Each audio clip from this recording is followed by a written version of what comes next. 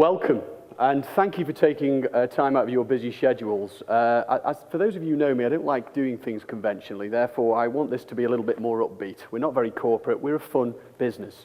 And the video that I'm going to take you through will answer three key questions. And ever since I've started in this role, there's been three questions that have been asked of me every time I've spoken to somebody.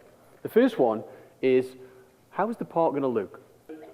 People have been very vocal about how we're going to embrace what made Cypress Gardens special and how we're going to add that layer of Lego. So how will the park look? And we're going to take you through that. Second question is, when do you open? Well, today marks the countdown to opening. This whole presentation is, the title of it is Countdown to Opening. 12 months from now, we will open Legoland Florida. We're not going to be date specific yet. We need some kind of flexibility, but we will be opening in October of 2011. The third question I'll come to in the end, which is about what are the ticket prices and when can we buy the tickets. Legoland is a theme park. Maybe pretty obvious, but a lot of people maybe think that it's about the Lego retail, the store, the product. But we have over 50 rides and attractions and shows going in here, which will be a full day experience. And what makes Legoland special, is that we target families with children from 2 to 12. And we're very good at it. It will be the largest Legoland park in the world.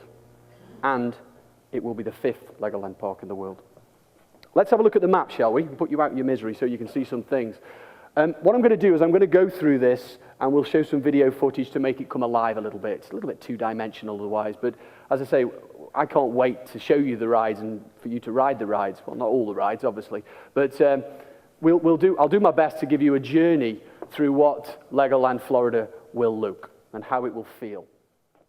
Every journey has a beginning, and the beginning for us is extremely important. It sets the scene of what people will expect when they actually enter Legoland Park.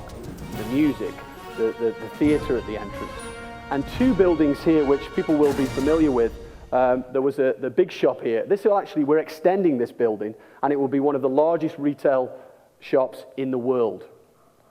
And then the market restaurant, which is the existing restaurant there, which will have three purposes. It will be a cafe for people who are arriving, can have fresh snacks and cups of coffee and tea. I like tea myself. And we also have a restaurant in there as well, which will offer a mixture of food, and more about the food later. And we'll also have birthday party rooms. We want birthday party rooms to be near the entrance so people can pick up their gifts as they leave and they're on the way out, as it were. The first port of call on our journey is Funtown. Let's start with the Flying Island. The Flying Island, again, will be a unique attraction. We are revamping that attraction. It will be rethemed, and it will be a focal point of our attraction. Beautifully positioned because you'll be able to go on that early and see what's in store for you as you go into the rest of the attraction. We've also got the conservatory there, which we used to have the butterflies in. Please correct me if I'm wrong. We're going to have a number of Lego flowers in there. And when you exit through a store at the back end here, you'll be able to purchase those Lego flowers. But chaps, if you're going to get excited, your wife doesn't appreciate it when she has to make them. Okay? Been there, done that. We're also we're replacing the gazebo in the center and putting a carousel in the middle there. And where you're sitting today is actually the largest 4D theater that we will have on any of our Legoland parks. And we'll have 4 shows that will run in here, ranging from Bob the Builder. We've got Clutch Powers. We've got Spellbreaker, I always get this wrong, and Lego Racers. 4 shows that will alternate through the day, offering different offerings to different age profiles. Still within that 2 to 12, though. We've also got the studio store and the Lego factory. The studio store is where we sell all our licensed product. Your Star Wars, your Indiana Jones, etc. And there are a number of figures outside, obviously all made of Lego. And this will be themed throughout this whole environment. And then the most important area, which used to be, I think, the radio museum, is the Lego factory. The Lego factory tells the story of how a Lego brick is made, and will be an audio-visual, interactive experience for families to go and experience that.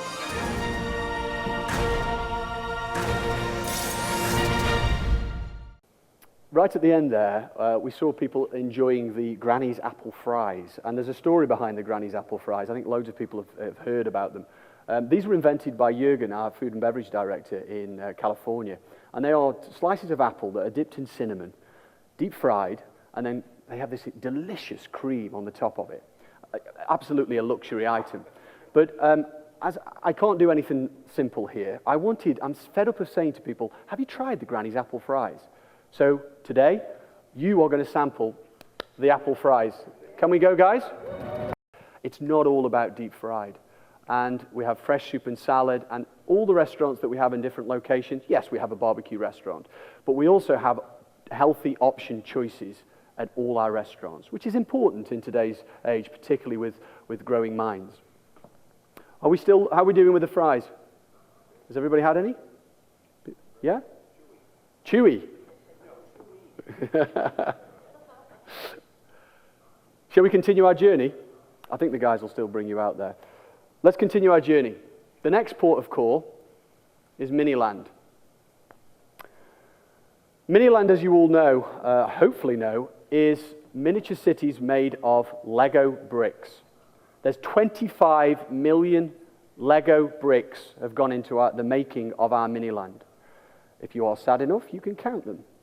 You can also make it yourself.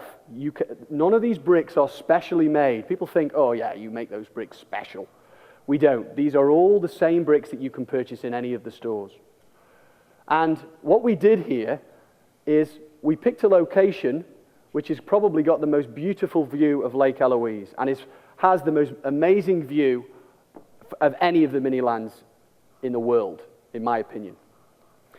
We did some research and we looked at the different cities that score very highly in other attractions.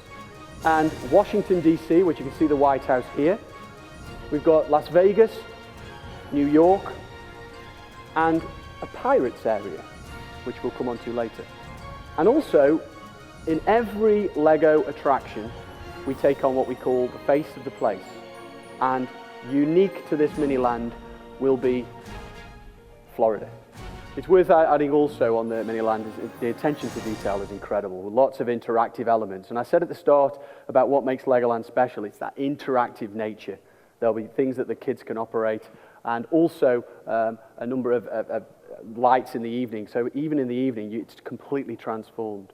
The next port of call on our journey is Duplo. For those of you who don't know what Duplo is, that is a Duplo Lego brick. It's 8 times the size of a normal brick, I'm informed.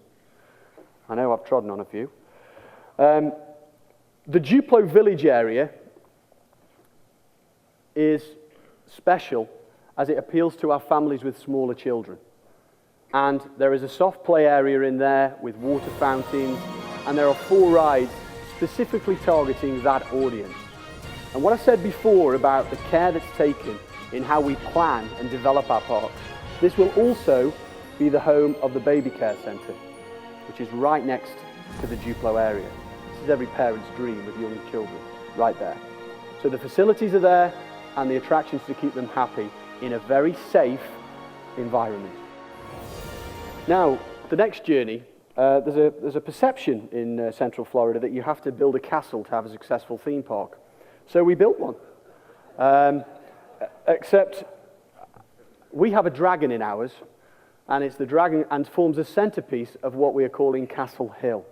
This is probably my favorite area because it's the most heavily themed area that we have. There's a lovely medieval theme in here, and the whole idea is to create like an old medieval courtyard in a castle. We own a castle in England, and it's probably the finest medieval example of a castle. And this will be a castle through a child's eyes. We have a number of attractions here, the caterpillar, the tree and rope climb, which is like an activity area. We've got the horse ride there, which is the Knight's Joust. And then the dragon, which forms a centerpiece, going through a number of Lego themed areas in the search of the dragon's treasure, and then outside. This will be visible from the road as well. It actually butts right up to the road. And also in here, we have a little area here, which is for our little princesses. We all have those. They can dress up as a princess in the front of the castle as well. That's our Castle Hill. Moving swiftly on, we have an area we've called Extreme here. And I said at the start, we target the 2 to 12 age profile for children, families with that age profile children. We don't do white knuckle roller coasters, but we do pink knuckle roller coasters. That's the way we classify, typically by that and by the height. But the Technic coaster is probably the most extreme coaster that we have, an example, but it's for all the family. It's about rides that all the family can enjoy together without them being, I'm not going on that. We've also got the jet skis there, which is the first opportunity for a child to experience a jet ski in a controlled way. But again, keeping in with that interactive nature, there are squirters there. So you can squirt mum and dad, you can squirt your horrible sister and horrible brother, which is something I used to do when I was a child. And we've also got the Lego Racers here, which is the Lego Racers it looks like there's a track there, but it's a bit like a bumper car. You can go wherever you want. We don't want things where the children have to follow a line in a track. We want them the ability to overtake and go around and race one another. That's fun. That's what they can do in Lego Racers. The next port of call is at the bottom here, which is the Imagination Zone. And this has its own separate area.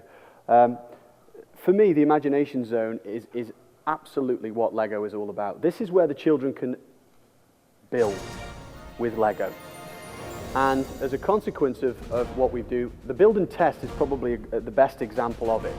I say it's for the children to build the model, but typically the build and test is all about dads seeing if they can build the faster car than another dad to go down a ramp, and the child is very much secondary.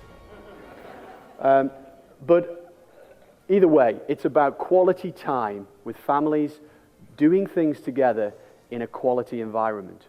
That's what the Imagination Zone is. The next level up to that, within the same building, is Mindstorms.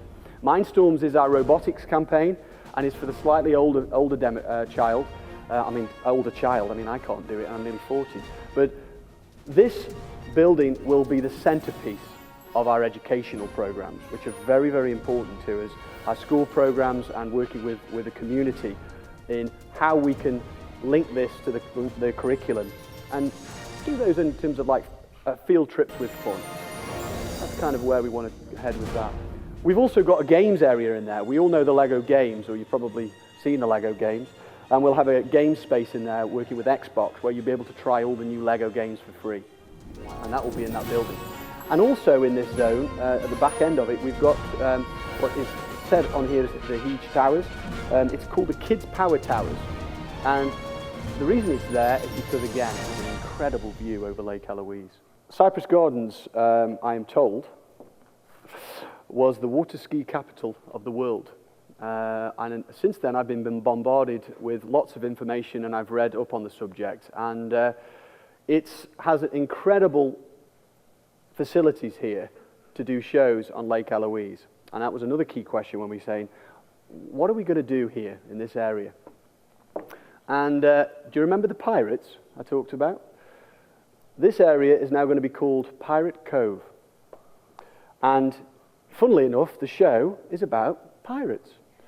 And it will be a water stunt show, deliberately named, because it's still in the experimental stage at the moment.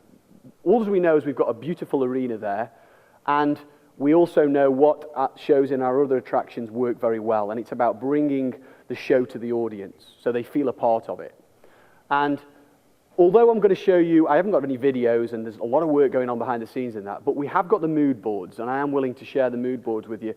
Again, just to give you a flavor of how we're going to theme this whole area and how it's going to link in with the restaurant that will be here on the bank. Let's have a look.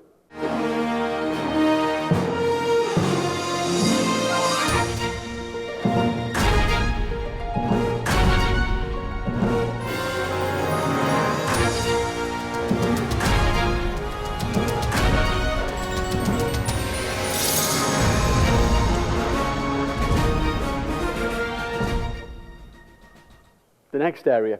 For every young adventurer out there, this is the land that you want to see.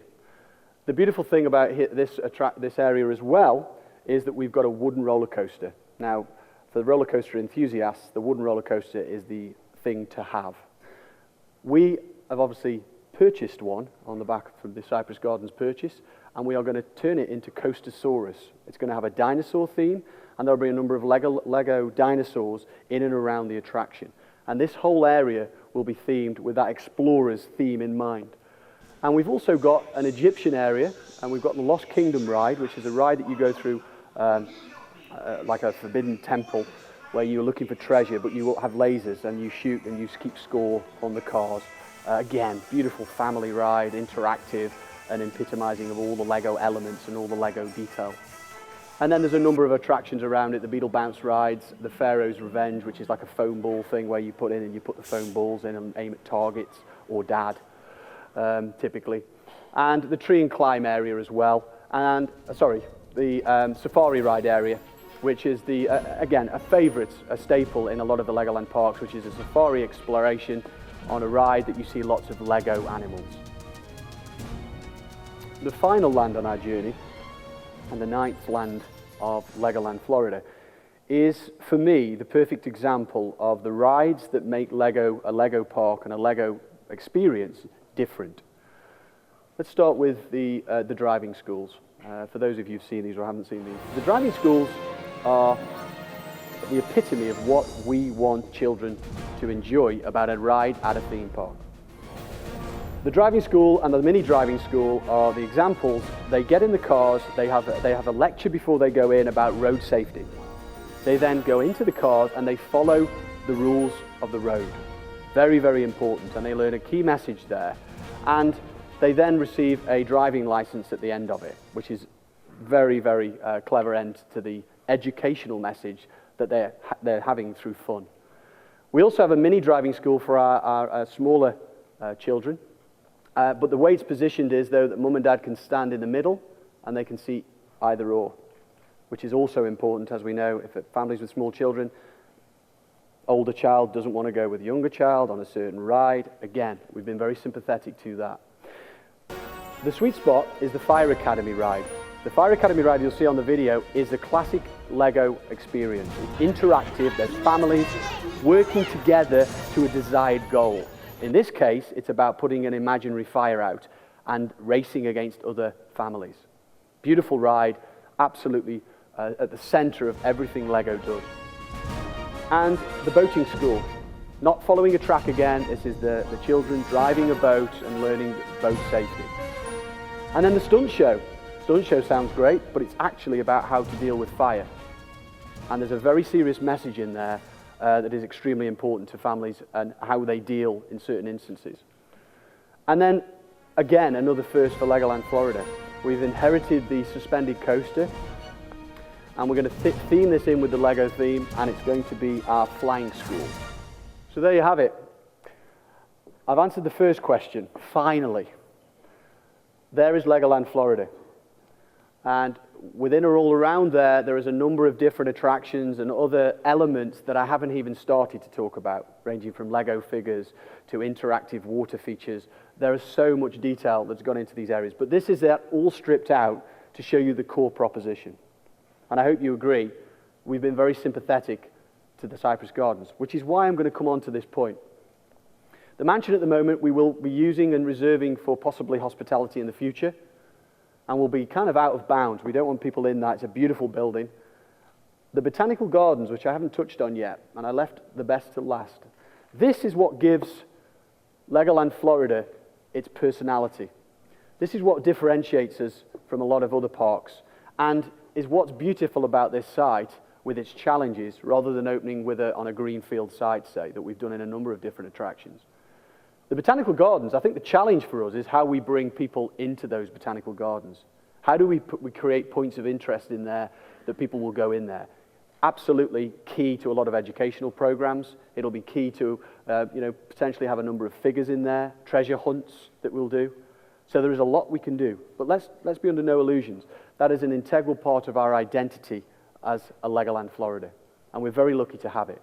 And at the moment, there's a huge investment going in there, believe it or not, in terms of how we do repairing of the waterfalls, the bridges, the pathways. There's a lot of work that needs doing in those gardens, but they are an important part of what makes Legoland Florida special. And we're very, very thankful that we've got that as part of our portfolio. Pirates will be tucked away over here, and then Las Vegas will be in this area here. And you can walk down Las Vegas Boulevard. There are interactive elements in there with buttons that you can push. I said buttons wrong, didn't I? Buttons you can push, which will activate waterfalls, fountains, wedding chapels. And the intimate detail there will be phenomenal.